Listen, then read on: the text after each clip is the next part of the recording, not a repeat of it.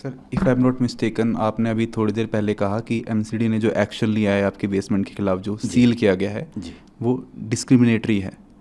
Discriminatory Karol Bagh के लिए, करोल बाग के लिए वो अंडर प्रेशर लिया गया है। मैंने कहा इनडिस्क्रिमिनेट का मतलब ये हुआ कि सब पे ले लिया, सब पे ले लिया है इरिस्पेक्टिव, और उसमें सारे नॉर्म्स जगह पे है, साफ साफ बता रहा हूँ। और उसके बाद भी वो लिया गया। और हमारे ही नहीं, एक दो के साथ और भी हुआ। हाँ। करोल बाग में जो मेन रोड है उस पर कई ऐसी बेसमेंट्स हैं जो कमर्शियली अप्रूव्ड हैं, पूरा हमारे पास एनओसी है उसका। एमसीडी ने उसको अप्रूव किया, कमर्शियल बेसमेंट के नाम से अप्रूव किया। कमर्शियल बेसमेंट में लिखा है कि क्या क्या एक्टिविटीज़ कर सकते हैं, ऑफिस चला सकते हैं या गोदाम बना सकते हैं, या एक दो चीज़ें और लिखी हैं। ऑफिस ही चल रहा है, 2 एग्जिट हैं, छोटे छोटे एग्जिट हैं 2, सारे फायर प्रोविजंस हैं, पर सील किया। वहाँ पे कोई क्लासेस नहीं चल रही थी, कोई क्लास नहीं, एक भी नहीं। बेसमेंट में कोई करोल बाग एक भी नहीं, एक भी क्लास नहीं चल रही थी। ऑफिस क्लास हमारी बेसमेंट में सिर्फ मुखर्जी नगर नेहरू विहार में चल रही थी। उसकी वजह ये है, और बाकी एक दो सेंटर्स में बहुत छोटी 2 क्लासेस, क्योंकि वहाँ पर ऐसी शायद मेरे ख्याल से मनाही नहीं है, बहुत छोटे 10, 20, 50 बच्चों वाले जो क्लासेस होते हैं, वो भी मैंने कल मना करवा दिया कि वहाँ नहीं चलाएंगे हम। मुखर्जी नगर में दिक्कत क्या है कि बहुत छोटा इलाका है, छोटे छोटे घर हैं वहाँ पर, उन सब घरों में एक एंट्री एग्जिट है। अगर आप वहाँ क्लास चलाएं, 200 बच्चे हैं, 100 बच्चे हैं, और आग लग जाए तो बहुत रिस्की हो जाता है, जो एक इंसिडेंट देखा भी हमने। मेरी समझ में उस इलाके में सबसे ज़्यादा सुरक्षित बिल्डिंग वही कमर्शियल मॉल की है जो हमने ली। हमने 2012-13 में वहाँ काम करना शुरू किया, केवल ऊपर, बेसमेंट का हमें आइडिया भी नहीं था। वहाँ बेसमेंट में 3 इंस्टीट्यूट क्लासेस चलाते थे, बाद में एक और बढ़ा, 4 हो गए, हम नहीं थे। 2017-18 के आसपास शायद पहली बार हमें जब ज़रूरत पड़ी तो पता लगा कि एक क्लासरूम नीचे उपलब्ध है। वहाँ 3-4 इंस्टीट्यूट चल रहे थे पहले से, तो हमने ये एज्यूम किया कि इसके हमारे परमिशंस होंगी, तो हमने लिया। धीरे धीरे कंपटीशन ऐसा हुआ कि वो इंस्टीट्यूट्स वहाँ से चले गए, क्योंकि उतना नहीं मैनेज कर पाए। जब वो चले गए तो मॉल के मालिक ने हमसे कहा कि अगर आप चाहें तो आप इसको ले लीजिए। हमने लिया। आखिरी एक और इंस्टीट्यूट था, उसने भी कुछ दिन पहले तक रखा हुआ था, बाद में फिर वो मॉल की तरफ से हमें मिला। वहाँ हम IAS के जो मेंस वाले बच्चे हैं, मेंटरशिप लाइब्रेरी चलाते थे, अब वो बंद हो गई, उनका 1.5 महीने बाद मेंस है, तो हम अभी उनके लिए भी रास्ता निकाल रहे हैं कि उनको कहाँ बिठाएं, उनकी भी दुविधा है। सर अभी एक ये प्रेस रिलीज़ आई है 2:41 पे, इसके 2-3 पॉइंट्स पे मैं आपसे बात करना चाहूँगा। जो हमारी प्रेस रिलीज है दृष्टि IAS ने, जो आपने मेरी तरफ से, हाँ आपकी तरफ से है, जो सोशल मीडिया हैंडल पे अपलोड किया गया। 2-3 पॉइंट है, मुझे उस पर बात करना है, लेकिन एक चीज़ मुझे उससे आपसे पहले पूछनी है। जब मैं ट्विटर पे कमेंट सेक्शन में जा रहा था इसमें, तब बहुत सारे स्टूडेंट्स का ये आक्रोश था कि विकास जी हमारे साथ एक बार ग्राउंड पे आए तो सही, एक बार हमारी बात तो सुने, एक बार हमारे बीच में बैठे तो सही। वो आए ही नहीं अभी तक, 3 दिन हो गए हैं। कुछ बाकी टीचर्स भी आए हैं, मिनिस्टर्स भी गए हैं, लेकिन जो टीचर जिसे हम इतना प्रेम करते थे, जिसे इतना सुनते थे, जिसे इतना फॉलो करते थे, वो 3 दिन बाद स्टेटमेंट रिलीज़ कर रहा है और हमारे बीच नहीं आया। नहीं, देरी के लिए तो हमने खेद जताया है, क्योंकि मैं आप स्टूडेंट से मिलने जाएंगे? एकदम जाऊँगा। मैं दरअसल कोशिश करता हूँ, मेरी हमेशा से आदत रही है कि चीज़ें पूरी स्पष्ट होने के बाद प्रतिक्रिया दूँ, हड़बड़ी में ना दूँ। तो मैं थोड़ा वेट कर रहा था, मेरा ख्याल है कि थोड़ा पहले कर देना चाहिए था। दूसरा, स्टूडेंट से अब तक नहीं मिलने की वजह वही थी कि आक्रोश जब बहुत ज़्यादा होता तो आप अपनी बात ठीक से रख भी नहीं सकते हैं। मेरा ख्याल है कि आज या कल में मैं उन बच्चों से मिलूँगा, और मुझे उम्मीद है, और बच्चे दिल के बड़े कोमल होते हैं, जितना जल्दी नाराज़ होते हैं उतना जल्दी वो ठीक हो जाते हैं। तो मुझे पता है कि बच्चों की नाराज़गी मुझसे क्यों है और वो दूर कैसे होगी। सर एक 5th पॉइंट आपकी प्रेस रिलीज़ में है, वो बोलता है कि DDA, MCD and Delhi fire department के नियमों में असंगति है, कॉन्ट्राडिक्टरी है। आप समझाएंगे कि क्या वो लॉज हैं जिनमें कॉन्ट्राडिक्टरी है, ये वेल कोऑर्डिनेटेड नहीं है आपस में? दिल्ली में ये समस्या है कि अलग अलग विभागों में कोऑर्डिनेशन थोड़ा कम दिखता है। आज भी इस मीटिंग में सब बातें हुई। जैसे मैं आपको एग्जांपल देके समझाऊं, DDA ने पहला मास्टर प्लान 1962 में बनाया, फिर 2001 में बनाया। 2001 तक, जहाँ तक मेरी जानकारी, मिक्स्ड लैंड यूज़ नाम की कोई चीज़ नहीं होती थी। 2005 या 6 की बात है कि सुप्रीम कोर्ट ने एक आदेश दिया कि दिल्ली में जो भी commercial activities non commercial area में चल रही हैं वो सब सील होंगी। सब कुछ सील होने लगा, कोचिंग इंस्टीट्यूट्स भी हुए, बाकी एक्टिविटीज़ भी हुई। इतना विरोध हुआ कि उसमें फिर दिल्ली की सरकार को प्रस्ताव रखना पड़ा, संसद को एक्टिव होना पड़ा, और तब उस समय 2008 में पहले संसद ने थोड़ा सा रिलीफ दिया और उसके बाद 2008 में या 9 में master plan of Delhi MPD 2021 लेके आए, जो पारित हुआ। उस मास्टर प्लान में ये कहा गया कि अब से 3 तरह के एरियाज होंगे, कमर्शियल, रेजिडेंशियल और mixed land use. Mixed land use का मतलब ये है कि जो रेजिडेंशियल हैं पर उनमें कमर्शियल एक्टिविटीज़ भी चल सकती हैं, एक निश्चित परसेंटेज तक चल सकती हैं। अगर आप MPD पढ़ेंगे, मास्टर प्लान ऑफ दिल्ली 2021 का पढ़ेंगे, चैप्टर 15 उसका इन एक्टिविटीज़ के बारे में है। 15.7.1 और 15.7.3 ब्रैकेट में 7, इनको ध्यान से पढ़िए। 15.7.1 साफ साफ कहता है कि coaching institutes mixed land area में अलाउड हैं, प्रोवाइडेड कि सड़क इतनी चौड़ी होनी चाहिए। इतना ही नहीं, वो ये भी कहता है कि अगर सड़क इतनी चौड़ी है, मेरे ख्याल से 60 फीट के आसपास की बात है, तो मिक्स्ड लैंड यूज़ नहीं है तो भी अलाउड है, ये वो कहता है। Up to 2/3 FAR of the building. जैसे बिल्डिंग में अगर FAR मान लीजिए 303 है, मान लीजिए FAR 3 फ्लोर पे, इस समय 3 होता है, तो 2 फ्लोर पे कोचिंग चल सकती है, साफ साफ लिखा हुआ है। उसमें केवल एक सवाल है कि बेसमेंट में चल सकता है या नहीं। 15.7.3.7 कहता है कि बेसमेंट में कोचिंग इंस्टीट्यूट चल सकता है प्रोवाइडेड कि उनके पास रिक्वायर्ड NOC हो। ठीक, ये लिखा हुआ है। NOC एजुकेशनल बिल्डिंग का MPD में जिक्र नहीं है उस चीज़ का। ये बात मैं 2008 की कर रहा हूँ। 2008 के बाद क्या हुआ, अब उसके तहत मिक्स्ड लैंड यूज़ में बहुत सारे इंस्टीट्यूट चलने लगे।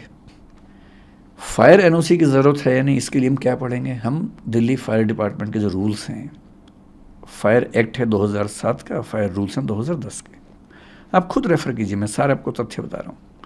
फायर रूल्स में रूल नंबर 27 पढ़ लीजिए, साफ साफ क्या कहता है। रूल नंबर 27 साफ साफ कहता है कि अगर कोई बिल्डिंग रेजिडेंशियल है और 15 मीटर तक की है तो उसको NOC नहीं चाहिए। अगर कोई बिल्डिंग कमर्शियल है और 15 मीटर तक की है तो उसको NOC नहीं चाहिए। अच्छा, आपके पास वही डॉक्यूमेंट है क्या? मुझे याद है पूरा, मैं आपको ऐसे सुनाया था। पर वो एक बात कहता है कि अगर कोई बिल्डिंग एजुकेशनल है तो उसको 9 मीटर तक NOC नहीं चाहिए, 9 मीटर के ऊपर NOC चाहिए। ये रूल नंबर 27 में लिखा हुआ है। अब क्या स्थिति है, जो कोचिंग इंस्टीट्यूट्स हैं, हम मान के चल रहे हैं कि रेजिडेंशियल एरिया में या कमर्शियल एरिया में चल रहा है। भारत सरकार GST में कमर्शियल कोचिंग उनको बोलती है, तुम कमर्शियल एक्टिविटी माने जाते हैं। अगर हम मॉल की बात करें तो 15 मीटर से ऊंचा नहीं है वो। रेजिडेंसीज की बात करें 15 मीटर से ऊंचे नहीं हैं। पिछले 10 साल में जिसने फायर डिपार्टमेंट से NOC मांगा, एक ही जवाब आया कि आपको ज़रूरत नहीं है। ठीक, उन्हें नहीं मिला, किसी को नहीं मिला क्योंकि ज़रूरत नहीं है। As per rule 27 they are not suppose to give the NOC। उनकी भी गलती नहीं है, वो तो रूल्स के हिसाब से काम कर रहे थे। अब दिक्कत ये है कि उन्हीं बिल्डिंग्स में बच्चे पढ़ रहे हैं। कोचिंग इंस्टीट्यूट्स को रेगुलेट करने के लिए अब तक कोई अथॉरिटी नहीं है, कोई कानून नहीं है। जैसे कॉलेज के लिए है, स्कूल के लिए है, यूनिवर्सिटी के लिए है, कोचिंग के लिए नहीं है। अभी भारत सरकार ने एक प्रपोजल दिया है, क्योंकि एजुकेशन कॉन्करेंट सब्जेक्ट है तो सेंटर अपनी ताकत थोपने से बचता है। वो राज्यों से बोलता है कि आप नियम बनाओ, एक पॉलिसी फ्रेमवर्क दिया, राज्यों से कहा कि आप इसके बेस से पॉलिसी बनाइए।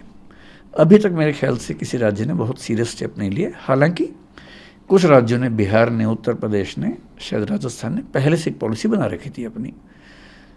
अब स्थिति ये है कि कोचिंग चल रही है, फायर NOC की ज़रूरत नहीं है क्योंकि रूल ये कहता है। पिछले साल एक घटना घट गई दिल्ली में। जब वो घटना घटी तो सबको चिंता हुई, वो भी लाजमी बात है, चिंता होनी चाहिए। तो सीलिंग शुरू हुई, कोर्ट में केस गया, हाई कोर्ट ने सुओ मोटो कॉग्निजेंस लिया और हाई कोर्ट ने केस लिया। उसकी वजह से चीज़ें बड़ी दुरुस्त हुई, क्योंकि हाई कोर्ट जब इन्वॉल्व हुआ तो चीज़ें ठीक होनी थी, क्योंकि हाई कोर्ट तो सबसे पूछ सकता है। जो कोऑर्डिनेशन की कमी है हाई कोर्ट में तो नहीं होती, वो वहाँ तो सब इकट्ठे होते हैं। तो हाई कोर्ट ने पूछा कि क्या प्रावधान है। अब इस बीच में DDA ने 2020 में यूनिफाइड बिल्डिंग बाई लॉज में संशोधन किया, जो 2016 के नियम थे।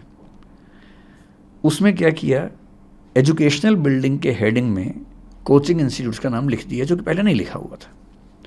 तो 2020 से कोचिंग इंस्टीट्यूट्स में नॉर्म कौन सी लागू होगी, एजुकेशनल बिल्डिंग की। एजुकेशनल बिल्डिंग के लिए नियम बहुत सख्त हैं और इसका मतलब है कि मास्टर प्लान में संशोधन के बाद जिन लोगों ने मिक्स लैंड में कोचिंग चलाया, कन्वर्जन चार्ज पे किया, 10 साल का पार्किंग चार्ज पे किया, जो कि नियम था उस समय का। अब वो भी वहाँ नहीं चलेंगे। तो हाई कोर्ट में पॉइंट्स उठाए गए, सब लोगों ने उठाए वहाँ पर। होते होते कन्फ्यूज़न ये था कि नेशनल बिल्डिंग कोड ये कहता है कि 100 से कम बच्चे अगर हैं तो उस बिल्डिंग को एजुकेशनल बिल्डिंग नहीं माना जाएगा, ठीक। लेकिन यूनिफाइड बिल्डिंग बाई लॉज 2020 उसमें एक लाइन आ गई कि अगर 20 से ज़्यादा बच्चे हैं तो एजुकेशनल बिल्डिंग माना जाएगा। अब एक ही राज्य में दो कानून अलग अलग बात कह रहे हैं। इसका मतलब ये हुआ कि 20 से ज़्यादा बच्चे, अगर 30 बच्चे हैं तो एक कानून के हिसाब से एजुकेशनल बिल्डिंग है, एक के हिसाब से नहीं है। अब एमसीडी ने जब सीलिंग शुरू की तो दिल्ली फायर डिपार्टमेंट ने पिछले 1 साल में क्या स्टैंड रखा, बड़ा क्लियर स्टैंड रखा और अच्छा स्टैंड रखा। उन्होंने अपनी समझ से अच्छा रखा।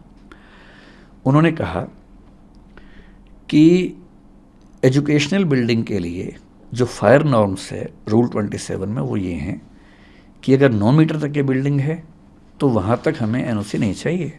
लेकिन आप ढूंढ रहे हैं उसको, नहीं। देखिए रूल नंबर 27 को देखिए, उसमें है, उसमें क्या था कि कमर्शियल और रेजिडेंशियल बिल्डिंग को 15 मीटर तक एनओसी नहीं चाहिए। 15 मीटर तक, लेकिन एजुकेशनल बिल्डिंग को 9 मीटर के ऊपर चाहिए। अब अगर हम एजुकेशनल बिल्डिंग मान लें इनको, तो 9 मीटर तक क्या होता है, ग्राउंड और फर्स्ट फ्लोर कवर हो जाता है। तो दिल्ली फायर डिपार्टमेंट ने पिछले 1 साल में जो स्टैंड रखा वो ये रखा कि ग्राउंड और फर्स्ट फ्लोर पे अगर कोचिंग चल रही है तो एनओसी नहीं चाहिए, उसके ऊपर है तो चाहिए। तो मुखर्जी नगर में, दिल्ली के बाकी क्षेत्रों में कोचिंग इंस्टीट्यूट्स ने जनरली क्या किया, 2nd 3rd फ्लोर को बंद करना शुरू कर दिया, ग्राउंड फर्स्ट पे एक्टिविटीज़ करनी शुरू की। हालांकि मेरा अपना मानना है कि फर्स्ट फ्लोर पे भी रिस्क उतना ही हो सकता है, अगर सीढ़ी एक ही है तो खतरा उतना ही है, मेरा अपना ऐसा मानना है। ग्राउंड पे आमतौर पे 2 रास्ते होते हैं तो इतनी दिक्कत नहीं है, अगर सरकार मानना चाहे तो इस बात को कंसिडर करना चाहिए। अब इसलिए सीलिंग नहीं हुई क्योंकि ग्राउंड फर्स्ट पे चल रहा था। हाई कोर्ट ने पिछली हियरिंग में, जो कि अभी मेरे ख्याल से 12 जून की बात है, 12 जून नहीं सॉरी, उससे पिछली हियरिंग शायद 10 मई को हुई थी वो हियरिंग मेरे ख्याल से, उसमें एक नया स्टैंड लिया और उसने कहा कि अगर एजुकेशनल बिल्डिंग है, पहली बात तो एजुकेशनल बिल्डिंग है या नहीं, हम केवल एक बात से तय करेंगे कि यूज़ क्या हो रहा है। अगर यूज़ हो रहा है एजुकेशन का तो एजुकेशनल बिल्डिंग होगी, और एजुकेशनल बिल्डिंग हो तो फ्लोर चाहे कोई भी हो, फायर एनओसी होना चाहिए। और फायर एनओसी कौन सा होना चाहिए, एजुकेशनल बिल्डिंग वाला होना चाहिए। और एजुकेशनल बिल्डिंग वाला फायर एनओसी मेरी जानकारी में दिल्ली में एक भी प्राइवेट इंस्टीट्यूट के पास नहीं है। 2000 में से मतलब मेरे अनजाने में 2-4 के पास किसी तरह से हो तो हो, मेरी जानकारी में एक के पास भी नहीं है। विकास जी, सारी बातें एक तरफ, लेकिन हकीकत तो ये है कि 3 बच्चे मर गए एकदम। वो 3 बच्चे नहीं हैं, 3 फैमिलीज़ हैं जी। उनसे बहुत सारे लोग जुड़े हुए हैं, काफ़ी सपने थे, यूपीएससी में जाएंगे, सिविल सर्वेंट बनेंगे। श्रेया यादव, तानिया सोनी और निविन डाल्विन, ये 3 बच्चे मर गए हैं, पानी में डूब के मर गए। किसी ने सोचा भी नहीं होगा, ऐसे सपने में भी नहीं सोचा होगा कि 3 बच्चे डूब के मर जाएंगे। किसी की तो जिम्मेदारी बनती होगी, कहीं ना कहीं तो वो बक रुकेगी, कहीं ना कहीं तो अकाउंटेबिलिटी फिक्स होगी। एकदम ठीक बात। क्या ये एमसीडी की गलती थी, सरकार की गलती थी, किसकी गलती थी? मतलब मैं इस चीज़ से बचता हूँ कि हम सारी गलती किसी एक पर ही थोप दें, जैसे सोशल मीडिया मुझ पर थोप रहा है। आप भी किसी एक पर थोपना चाहें तो थोप लें, पर मैं नहीं थोपूंगा। गलती किसकी है? मेरे ख्याल से एक कमी ये है कि अलग अलग कानून, अलग अलग एजेंसीज में कोऑर्डिनेशन की कमी है। नीयत सबकी ठीक है, अगर थोड़ा कोऑर्डिनेशन होता, जैसे आज की जो मीटिंग थी उससे बड़ा अच्छा प्रस्ताव एक व्यक्ति ने दिया जिसको एलजी साहब ने तुरंत एक्सेप्ट किया। हम सब ने कहा कि सर आप एक ऐसी कमेटी बना दीजिए जहां हम बैठ के सारी बातें समझा दें, सारा पक्ष रख दें, फिर जो आप आदेश देंगे, जो नियम बनाएंगे, आप केवल 10-15 दिन का समय दे दीजिए, जो उस नियम को ना माने उसको बंद कर दीजिए। हम सबसे पहले तैयार हैं उस चीज़ के लिए। हमें भी तो क्लैरिटी चाहिए कि क्या क्या नियम है। इस घटना की जिम्मेदारी अगर तय करनी हो तो मेरे ख्याल से पहली समस्या ये वाली है। भ्रष्टाचार तो निश्चित रूप से है ही, कहने की बात ही नहीं है। अगर आप उस दिन के वीडियो को देखेंगे तो मैं बहुत परेशान रहा उस वीडियो को देख के कि सड़क पर बहुत पानी भरा हुआ है। बेसमेंट का जो लेवल है वो सड़क के लेवल से बहुत ही नज़दीक है, ऊंची बेसमेंट नहीं है, लगभग उसी लेवल की बेसमेंट है। बहुत खतरा नज़र आ रहा है कि अगर पानी उछला तो अंदर चला जाएगा। इतने में एक जीप वहाँ से गुजरी और मुझे आज पता लगा कि वहाँ एक बड़ा सा पैनल रख के रोका हुआ था पानी को अंदर जाने से, और अंदर बच्चे लाइब्रेरी में बैठे हुए थे। जैसी वो जीप तेज़ी से गुजरी, पानी ज़ोर से उछला और उस पानी से वो टूट गया जो टेम्परेरी रास्ता बना हुआ था, तो पानी अंदर जाने लगा। तब भी हमें दुविधा थी कि अचानक इतना पानी कैसे गया होगा, क्योंकि अगर 30-40 बच्चे थे और पानी आते हुए देखेंगे तो शायद निकलने का रास्ता रहता। एक तो दरवाज़ा बंद हुआ जो बायोमेट्रिक होने की वजह से हुआ, ये बहुत बड़ी समस्या हुई। दूसरा जो आज उन बच्चों ने बताया उस मीटिंग में वो ये था कि पानी एक खास गति से जा रहा था और बच्चे बाहर निकल रहे थे और अनुमान था कि निकल भी जाएंगे, किताबें लेके निकल रहे थे क्योंकि पानी इतना था कि उनको लगा किताबें छोड़ के निकलेंगे तो बचेगा नहीं कुछ। इतनी देर में पानी के बहाव से जो एग्जॉस्ट फैन था, वो जो एरिया था, वो भी टूट गया और जैसे ही वो टूटा पानी का पूरा बांध एक साथ अंदर गया। और उन बच्चों की बात जो मैं समझ पाया कि कमर तक के पानी से सिर के ऊपर तक पानी जाने में केवल शायद 50 सेकंड या 1 मिनट लगा। ये इतना कम टाइम था कि इतने टाइम में शायद हम में से कोई भी ना सोच पाता ना निकल पाता। फिर एलजी साहब ने आज बड़ी अच्छी बात उसमें ये भी कही कि वहाँ जो सीवर लाइन्स थी वो इलीगल कंस्ट्रक्शन से, एंक्रोचमेंट से कवर हो गई थी। ये भी एक समस्या है। एनक्रोचमेंट भी ऐसे तो नहीं होते हैं, उसमें भी कहीं ना कहीं तो कोई ना कोई शामिल होगा ही होगा।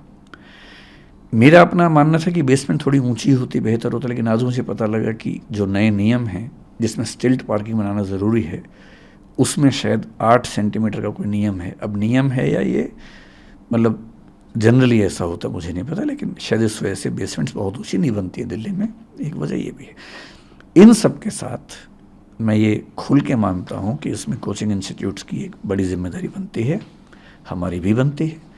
संयोग की बात है कि हादसा कहीं और हुआ, लेकिन हमें नोशनल सेंस में समझना चाहिए कि हादसा कहीं भी हो सकता था। इसको रेक्टिफाई करना सभी इंस्टीट्यूट की जिम्मेदारी है। मैं अपने हिस्से की जिम्मेदारी बहुत खुल के निभाने को तैयार भी हूँ, तत्पर भी हूँ, और मैं आपके सामने स्पष्ट कर रहा हूँ कि किसी भी सूरत में जो चीज़ें अलाउड नहीं है दिल्ली में वो हम नहीं करेंगे, और चाहे हमें दिल्ली छोड़नी पड़े, चाहे कहीं और जाना पड़े, जो भी अप्रूव्ड बिल्डिंग्स होंगी हम वहीं काम करेंगे। सर, जिस इंसान का आप जिक्र कर रहे थे जो वो जीप चला रहा था, थार चला रहा था, उस बंदे को दिल्ली पुलिस ने अरेस्ट कर लिया है। उसको बताया ये मस्तीखोर है, और उसको बताया वो ज़्यादा ज़ोर से गाड़ी चला रहा था, उसकी वजह से वो जो उन्होंने बांध सा लगाया हुआ था वो टूट गया और इसलिए पानी भर गया। उस बंदे को अरेस्ट कर लिया, इसे आप कैसे देखें? ये तो देखिए, जब लोग बहुत आक्रोश में होते हैं उनको खुश करने के लिए, संतुष्ट करने के लिए ऐसे एक्शन सरकार लेती है। सरकार को भी पता है, पुलिस को भी पता है कि इस पर केस ऐसा कुछ बन नहीं पाएगा। मैक्सिमम ये केस बनेगा कि उसने रैश ड्राइविंग करके आसपास के लोगों को परेशान किया, पानी उछाला उनके ऊपर, क्योंकि उसकी ऐसी इंटेंशन नहीं थी। मेंसरिया के बिना आप कैसे आरोप कोई लगाएंगे? तो मेरे ख्याल से अभी जैसे एमसीडी ने बहुत बड़े पैमाने पर सीलिंग की, उसका पर्पस भी ये है कि जो एक नाराज़गी है लोगों में वो तुरंत उससे संतुष्ट किया जा सके। उस व्यक्ति की गिरफ्तारी का मसला भी है। मेरे ख्याल से जब मामला कोर्ट में जाएगा 1-2 हियरिंग में उसे बेल तो मिल जानी चाहिए।